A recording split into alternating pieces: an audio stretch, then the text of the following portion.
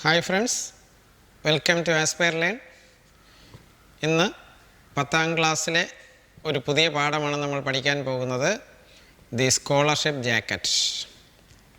പാഠത്തിൻ്റെ പേരാണ് the scholarship jacket. അപ്പോൾ ഇതിൻ്റെ ഓഥർ ആരാണ്? മാർത്ത സാലിനാസ്, ഒരു ലേഡിയാണ്. She is a native of Coalinga, California. കാലിഫോർണിയയിലെ കൊയാലിംഗയിലുള്ള ആളാണ് ഈ Martha Salinas. She was born in 1949. She graduated in creative writing.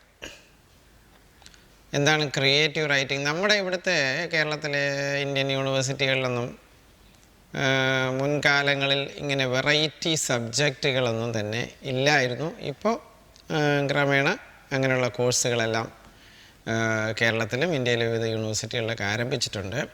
നമ്മുടെ ഇവിടെ ബോട്ടണി, സുവോളജി, ഫിസിക്സ്, കെമിസ്ട്രി ഇങ്ങനെയൊക്കെയാണ് സബ്ജക്റ്റുകൾ ഡിഗ്രിക്ക്. ഇത് നോക്കിയേ, ക്രിയേറ്റീവ് റൈറ്റിംഗ്, സൃഷ്ടിപരമായ എഴുത്ത്, അതാണ് സബ്ജക്റ്റ്. അതിൽ ഡിഗ്രി നേടി. എവിടെ നിന്നാണ്? From the university of California at Irwin.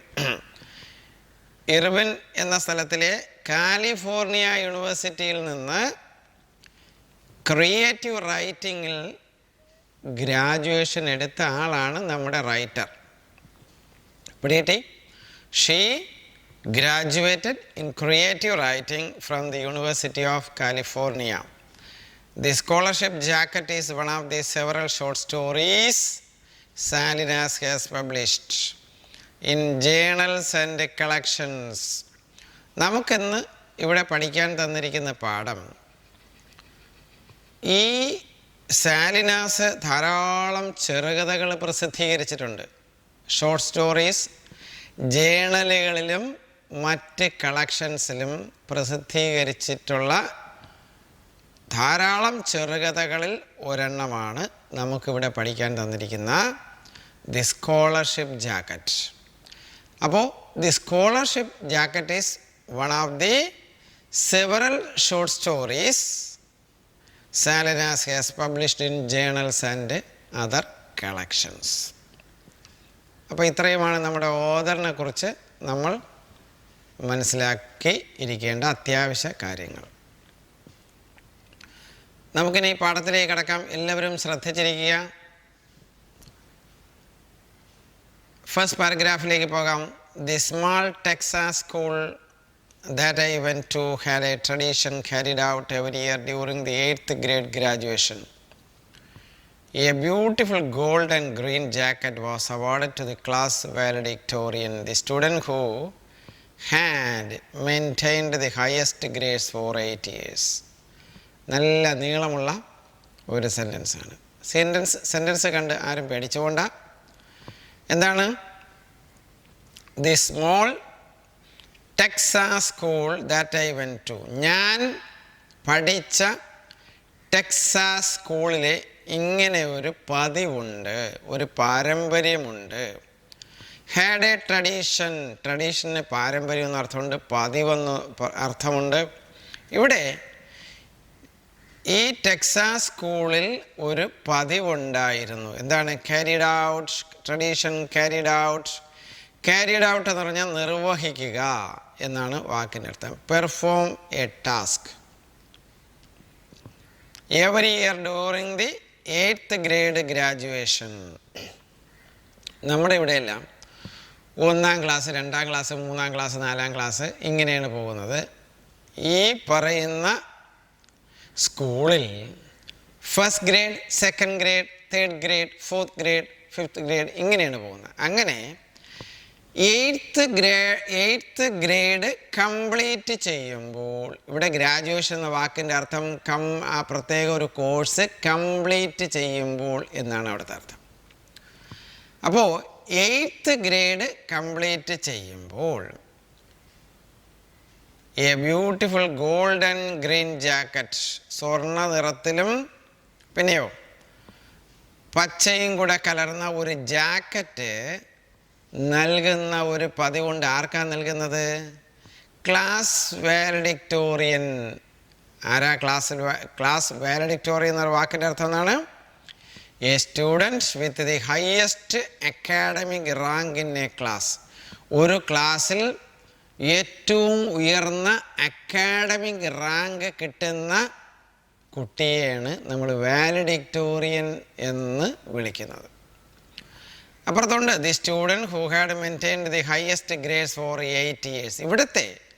ഇവിടുത്തെ പതിവ് എന്താണ്? ഈ 8 ഗ്രേഡിലും ഹയസ്റ്റായിട്ട് അക്കാഡമിക് റെക്കോർഡ് നേടിയ ഈ കുട്ടിക്ക് 8th ഗ്രേഡ് കഴിഞ്ഞു പോകുമ്പോൾ എന്ത് കൊടുക്കുക പതിവുണ്ടായിരുന്നു?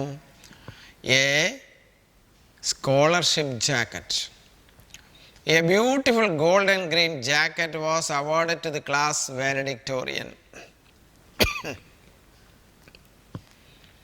The scholarship jacket had a big gold S. സ്വർണ്ണ നിറത്തിലുള്ള ഒരു വലിയ എസ് അടയാളമുണ്ടായിരുന്നു ഈ ജാക്കറ്റിൽ. The scholarship jacket had a big gold S on the left front side.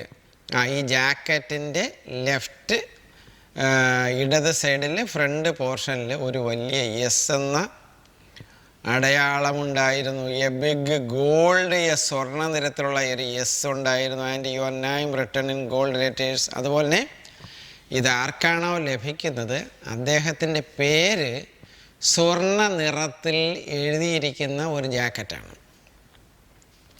Name written in gold letters on the pocket. എവിടെയാണ് എഴുതിയിരിക്കുന്നത്? ആ ജാക്കറ്റിൻ്റെ പോക്കറ്റിലാണ് ഈ സ്വർണ്ണ നിറത്തിൽ ഇത് ലഭിക്കുന്ന ആളിൻ്റെ പേര് എഴുതിയിരിക്കും. മനസ്സിലായല്ലോ? ഫസ്റ്റ് പാരഗ്രാഫ് മനസ്സിലായല്ലോ? നമുക്ക് സെക്കൻഡ് പാരഗ്രാഫിലേക്ക് പോകാം.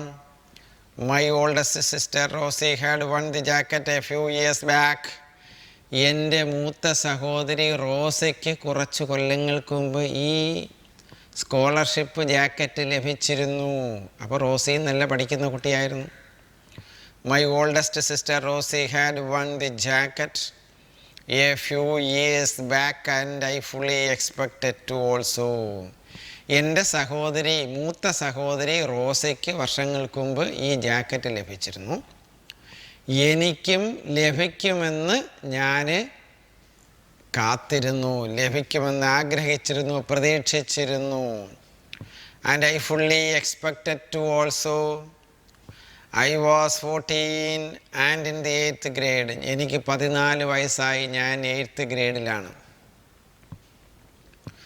I was 14 and in the 8th grade. I had been a straight A student since the first grade. ഞാനും ഒന്നാമത്തെ ഫസ്റ്റ് ഗ്രേഡ് മുതൽ 8th ഗ്രേഡ് വരെയും ഒരു സ്ട്രെയിറ്റ് എ ഗ്രേഡുകാരിയാണ്. എന്ന് പറഞ്ഞാൽ എല്ലാ വർഷവും എനിക്ക് എ ഗ്രേഡ് കിട്ടിയിരുന്നു.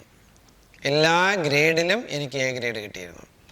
I had been a straight A student since the first grade and this last year had looked forward very much to owing that jacket. അങ്ങനെ ഇത് നമുക്ക് അവസാന 8th ഗ്രേഡ് എന്ന് പറഞ്ഞാൽ അവസാനത്തെ ഗ്രേഡാണ്. ഈ വർഷം കഴിഞ്ഞു പോകാറായി. പക്ഷേ അപ്പോൾ എനിക്കും ഈ ജാക്കറ്റ് കിട്ടുമെന്നുള്ള ഒരു ഉത്തമ വിശ്വാസത്തിലാണ് ഞാൻ. ലുക്ക്ഡ് ഫോർവേഡ് എന്ന് പറഞ്ഞാൽ പ്രതീക്ഷിച്ചിരിക്കുന്നു. Expect, looked forward. I also expected this jacket very much. അതാണ് ഇവിടെ പറയുന്നത്. ടു ഓണിങ് ദാറ്റ് ജാക്കറ്റ്, അത് സ്വന്തമാക്കാൻ ഞാനും വളരെ ആഗ്രഹത്തോടെ പ്രതീക്ഷിച്ചിരുന്നു. My father was A farm labourer. എൻ്റെ അച്ഛൻ ഒരു ഫാമിലെ ഒരു labourer, തൊഴിലാളിയായിരുന്നു. who could not earn enough money to feed 8 children. എൻ്റെ അച്ഛന് മൊത്തം എത്ര കുട്ടികളുണ്ടായിരുന്നു? 8 കുഞ്ഞുങ്ങളുണ്ടായിരുന്നു. അച്ഛനെന്താണ്? ഫാമിലെ ഒരു ലേബറായിരുന്നു. he could not earn enough money. വലിയ പൈസയൊന്നും എൻ്റെ അച്ഛനില്ലായിരുന്നു. സാമ്പത്തികമായി പിന്നോക്കമായിരുന്നു എൻ്റെ അച്ഛൻ്റെ അവസ്ഥ.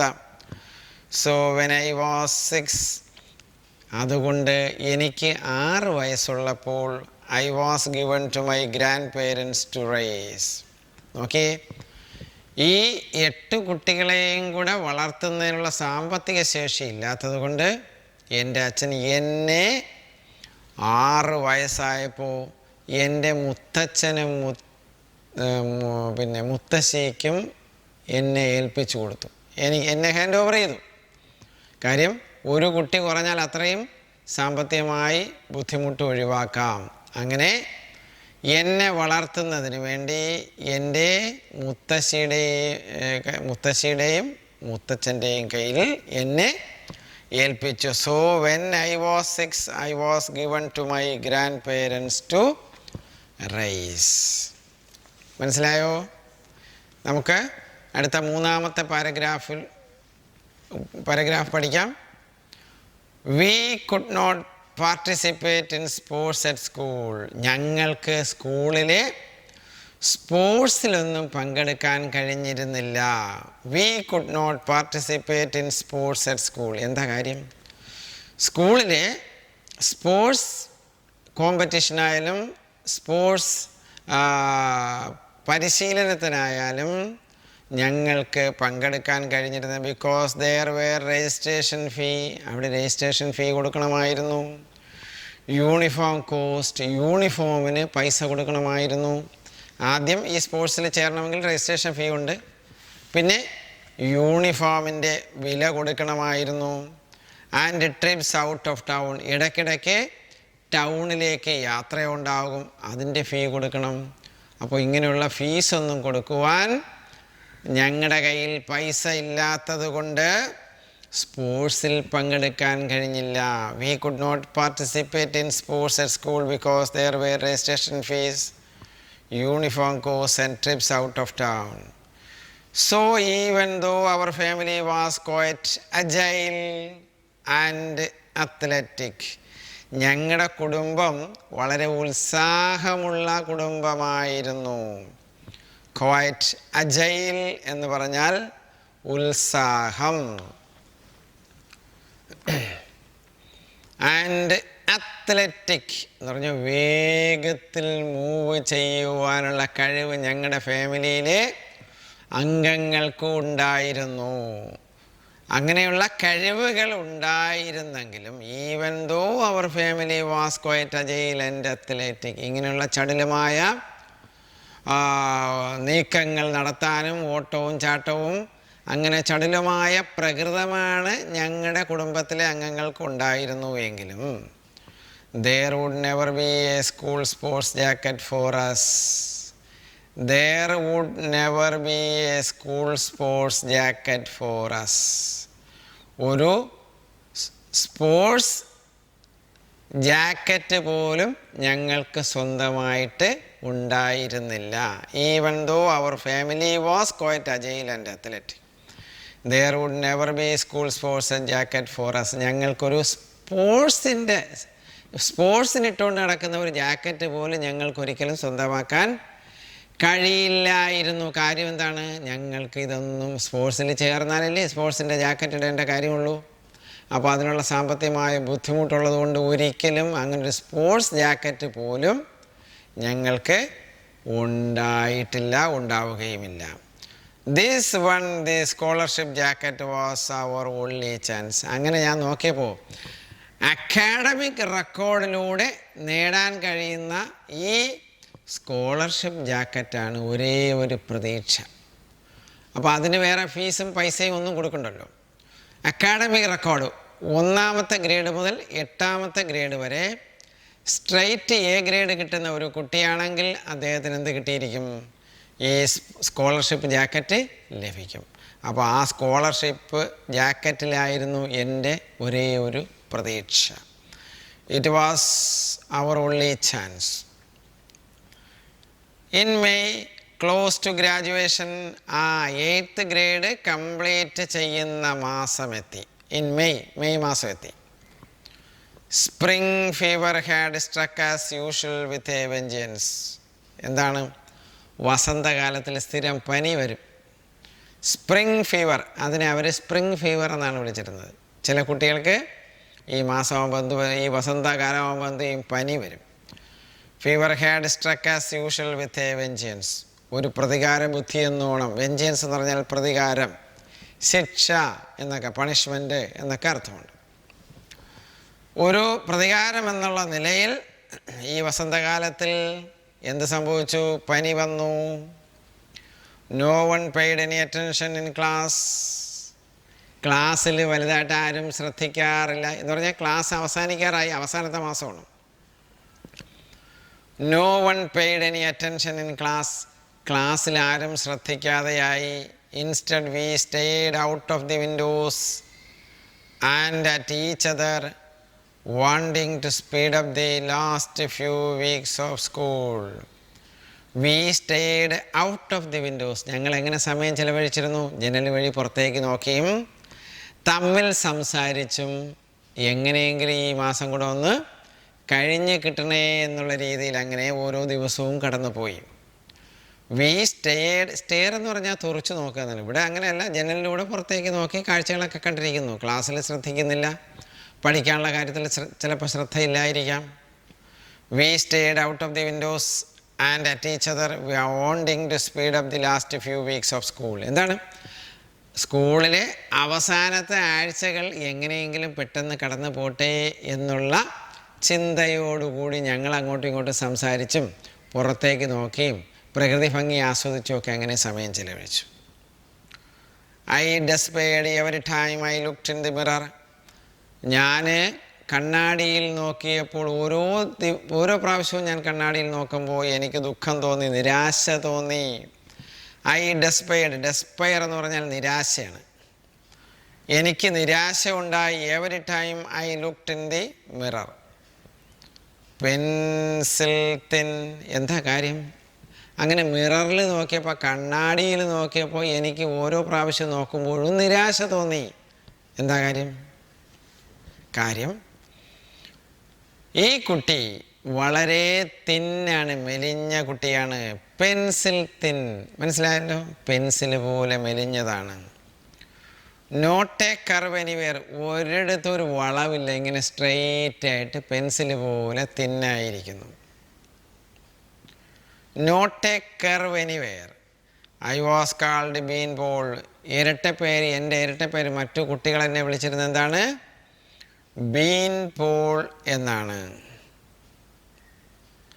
ഒരു പൊക്കമുള്ള വണ്ണം കുറഞ്ഞ കുട്ടികളെ നാടൻ ഭാഷയിൽ വിളിക്കുന്ന ഒരു വാക്കാണ് ബീൻ പോൾ. മനസ്സിലായി?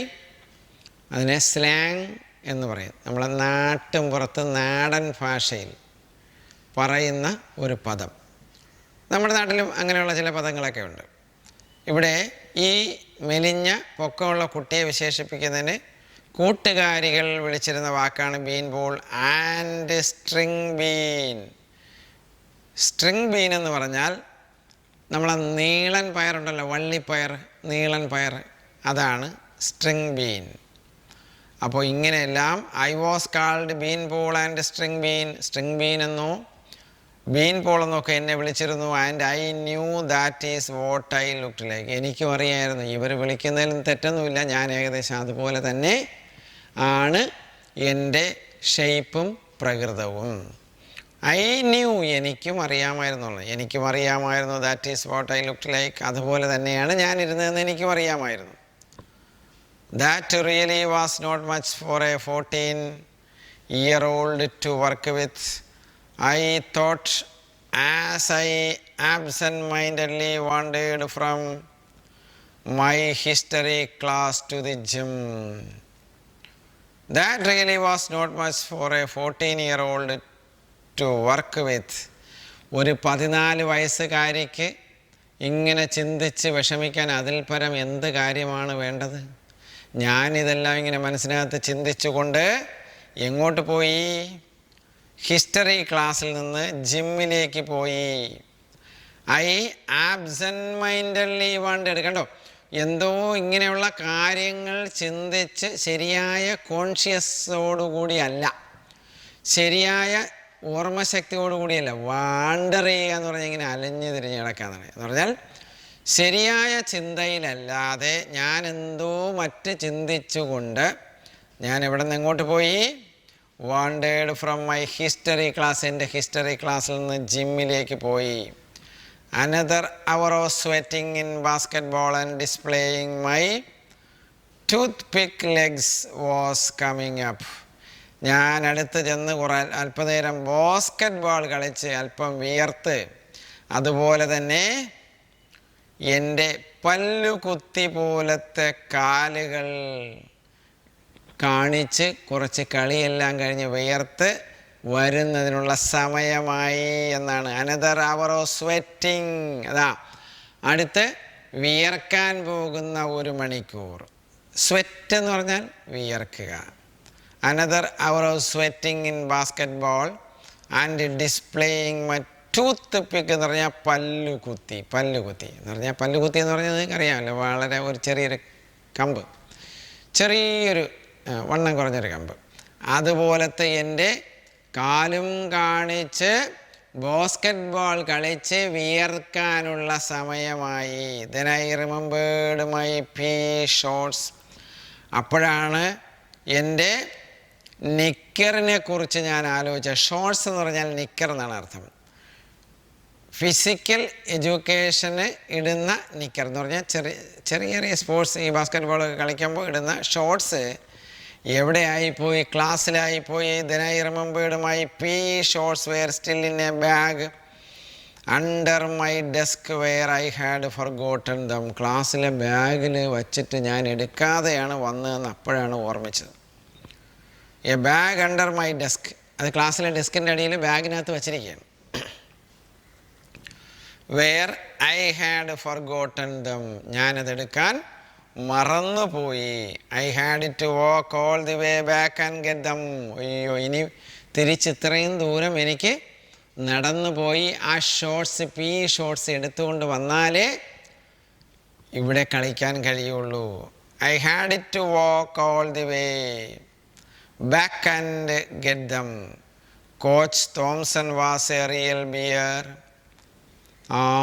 ഈ കോച്ച് പരിശീലനം നൽകുന്ന ആൾ വെറും ഒരു മുരടനാണ്, വളരെ ക്രൂരനാണ്. ബിയർ എന്ന് പറഞ്ഞാൽ ഇവിടെ അർത്ഥം മുരടൻ, വളരെ മുരടൻ സ്വഭാവം കാണിക്കുന്ന ആളാണ് ആര്? Coach Thompson. Was a real bear if someone was not dressed for PE. ഈ സ്പോർട്സിനുള്ള ഷോർട്സ് ധരിച്ചില്ലെങ്കിൽ ഞങ്ങളുടെ കോച്ച് തോംസൺ ഭയങ്കര ക്രൂരമായി പെരുമാറും. She had said I was a good forward and even tried to talk grandma into letting me join the team once. Of course, grandma said no. She had said I was a good forward. എന്താ ഇവിടെ നോക്കിയേ, coach Thompson ക്രൂരനാണ്, മുരടനാണ്. She had said I was a good forward. ഒരിക്കൽ ഇങ്ങനൊരു സംഭവം നടന്നു, ഞാനൊരു നല്ല ഫോർവേഡ് കളിക്കാരിയാണ്. She had said I was a good forward and even tried to talk grandma into letting me join the team once. എന്നെ ഈ ടീമിൽ ഉൾപ്പെടുത്തി കളിപ്പിക്കുമോ എന്ന് ഒരിക്കൽ ചോദിച്ചു. ഗ്രാൻഡ്മയോട് പറയാൻ പറഞ്ഞു. ആരോട്? കോച്ചിനോട്. എന്നെ കൂടെ ഈ ടീമിനകത്ത് ഉൾപ്പെടുത്തി, ഞാനൊരു നല്ലൊരു ഫോർവേഡ് കളിക്കാരിയാണ്, അതുകൊണ്ട് അമ്മയോട് ശുപാർശ ചെയ്തു, കോച്ചിനോട് പറഞ്ഞിട്ട് ഈ ടീമിൽ ഉൾപ്പെടുത്തി എന്നെ കളിപ്പിക്കുമോ. പക്ഷേ of course grandma said no. Grandma പറഞ്ഞു ഞാൻ പറയില്ല എന്ന് പറഞ്ഞു. അങ്ങനെ ഗ്രാൻഡ്മ പറഞ്ഞില്ല. മനസ്സിലായില്ലേ? അടുത്ത പാരഗ്രാഫ് നോക്കി. I was almost back at my classroom door when I heard voices raised in anger as if in some sort of argument. ഞാനങ്ങനെ ഈ പീ ഷോർട്സ് എടുക്കാൻ വേണ്ടി ഞാൻ അങ്ങ് പോയ ആൾ തിരിച്ചു നടന്നു വന്നു. ഇത്രയും ദൂരം നടന്ന് ക്ലാസ്സിലെത്താറായി. I was almost back at my classroom door. Classroom ഡോറിൻ്റെ അടുക്കലെത്താറായപ്പോൾ ഐ ഹേർഡ്, ഞാൻ കേട്ടു. What did she hear? എന്താ അവൾ കേട്ടത്? വോയിസസ് റൈസ്ഡ് ഇൻ ആങ്കർ, ദേഷ്യത്തോടു കൂടിയുള്ള സംസാരം കേൾക്കുന്നു. As if in some sort of argument, ആരൊക്കെയോ അങ്ങോട്ടും ഇങ്ങോട്ടും ശക്തമായ വാദപ്രതിവാദം.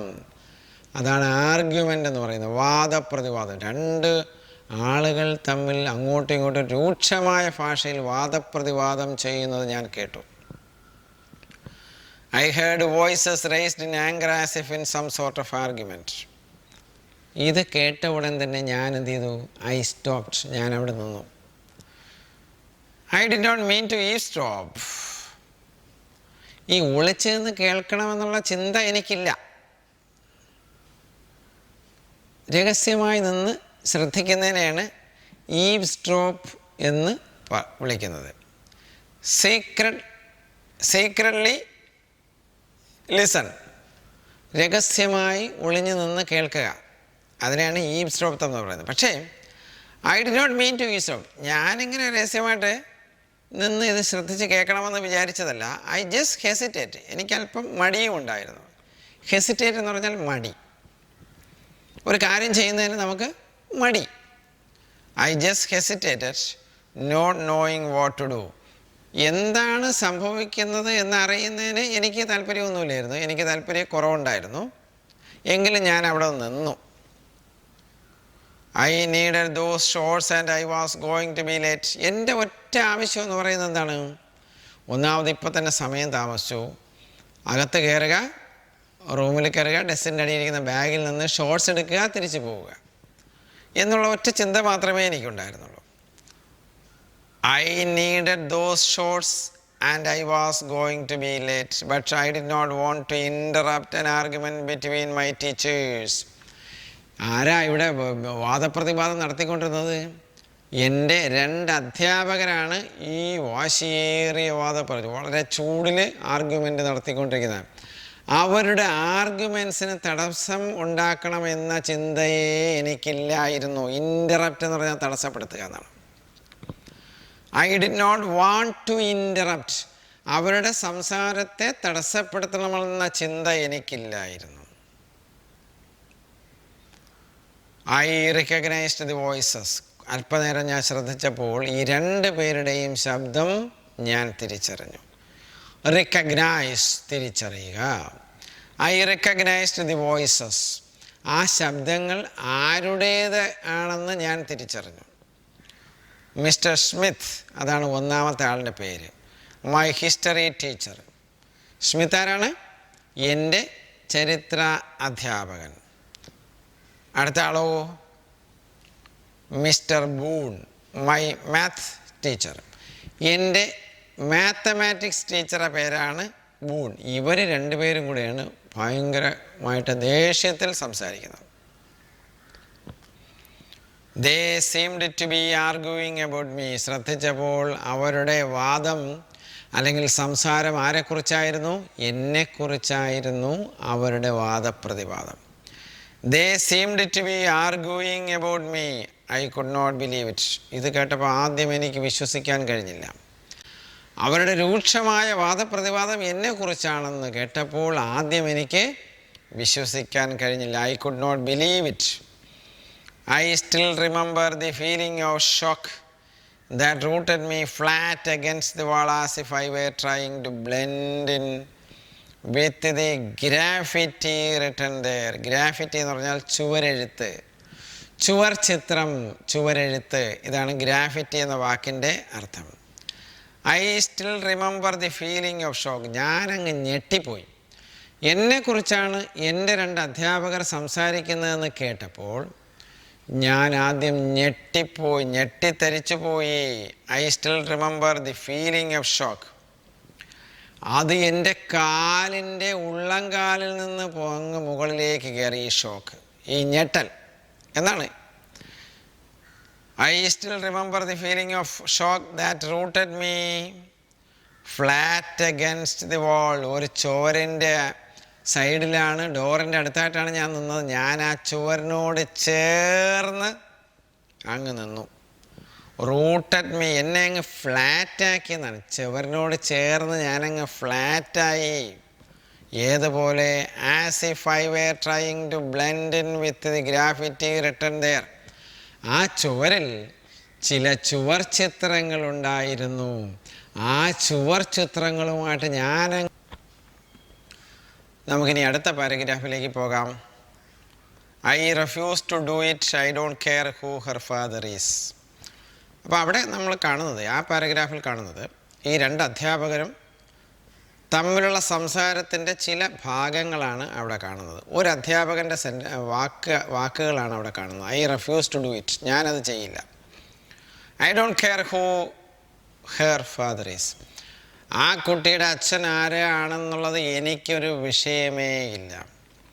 Her grades don't even begin to compare to Martha's, ആ കുട്ടിയുടെ ഗ്രേഡ് മാർത്തയുടെ ഗ്രേഡുമായിട്ട് ഒരിക്കലും താരതമ്യം ചെയ്യാൻ കഴിയില്ല. കാര്യം അത്രയ്ക്കും നല്ല അക്കാഡമിക് റെക്കോർഡാണ്. ആരുടെ അക്കാഡമിക് റെക്കോർഡ്? മാർത്തയുടെ academic. The grade of Martha can never be compared with any one's grade. മറ്റൊരാളിൻ്റെ ഗ്രേഡുമായിട്ട് ഒരിക്കലും അതിനെ കമ്പയർ ചെയ്യാൻ കഴിയില്ല. I won't lie. അതുപോലെ തന്നെ ഈ ഒരു അധ്യാപകൻ പറയാണ്, ഞാൻ കള്ളം പറയില്ല, കള്ളം ചെയ്യില്ല, ഫാൾസിഫൈ റെക്കോർഡ്സ്, രേഖകൾ തിരുത്തില്ല. കാര്യം എന്താണ്? Martha has A straight A+ average and you know it. Martha ഒരു സ്ട്രൈറ്റ് A+ കാരിയാണെന്ന് സാറിനറിയില്ലേ എന്നാണ് ചോദ്യം. ഈ ചോദിച്ചത് മിസ്റ്റർ സ്മിത്ത് എന്ന അധ്യാപകനാണ്. That was mister Smith and he sounded very angry. ചോദ്യം ചോദിച്ചു എന്നുള്ളത് മാത്രമല്ല, വളരെ രൂക്ഷമായ ഭാഷയിലാണ് വാദപ്രതിവാദം നടത്തിയത്. അപ്പോൾ mister boons voice sounded calm. അതിന് ബൂണിൻ്റെ മറുപടി എന്തോ വളരെ പതുക്കെ പറയുന്നു, അത് പുറത്ത് കേട്ടുകൂടാ. കാം ആൻഡ് ക്വയറ്റ്, വളരെ ശാന്തമായിട്ട് പതുക്കെ ബൂൺ അതിന് മറുപടി പറയുന്നു. അപ്പോൾ നമുക്ക് ഈ വീഡിയോ ഇവിടെ വെച്ച് അവസാനിപ്പിക്കാം. ഇന്നത്തെ ക്ലാസ് നിങ്ങൾക്ക് ഇഷ്ടപ്പെട്ടു എന്ന് ഞാൻ കരുതട്ടെ. നമുക്കിതിൻ്റെ ബാക്കി ഭാഗം മറ്റൊരു വീഡിയോയിൽ ചെയ്യാം. നിങ്ങൾക്ക് എൻ്റെ ക്ലാസ് ഇഷ്ടപ്പെട്ടുവെങ്കിൽ ഈ ക്ലാസ് ലൈക്ക് ചെയ്യണം, അതുപോലെ സുഹൃത്തുക്കളിലേക്ക് ഷെയർ ചെയ്യുക. ചാനൽ സബ്സ്ക്രൈബ് ചെയ്തിട്ടില്ലെങ്കിൽ ചാനൽ സബ്സ്ക്രൈബ് ചെയ്യുക. Okay, we can meet again in another class. Till then, goodbye.